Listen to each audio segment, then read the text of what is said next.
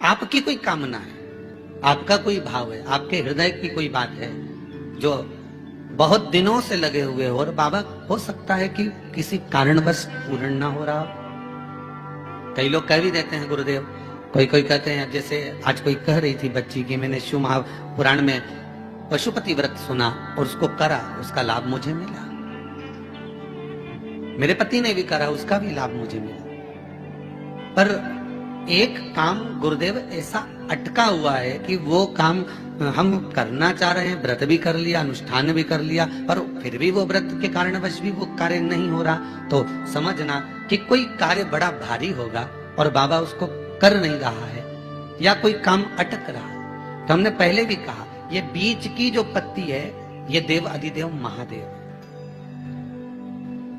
ये ब्रह्मा, ये विष्णु, इन दोनों पत्ती के मिलन से लेकर इस पत्ती के बीच की जो डंडी है, ये नीचे की डंडी का वर्णन नहीं कर रहा है, इन दोनों पत्तियों के बीच में जो डंडी है बची हुई, जो तीनों के बीच में एक डंडी का जो भाव है, ये माता जगत जननी जगदम्बा माता पार्वती है।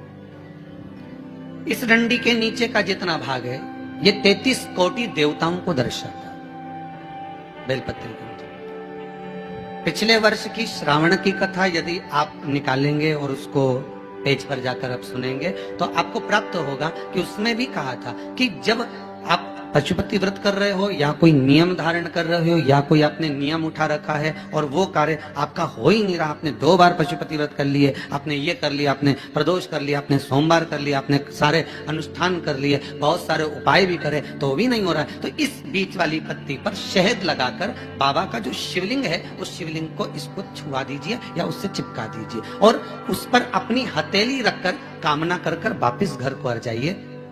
बाबा आपकी वो मुराद शीघ्र 3 महीने के अंदर पूरा कर ही देता है। ये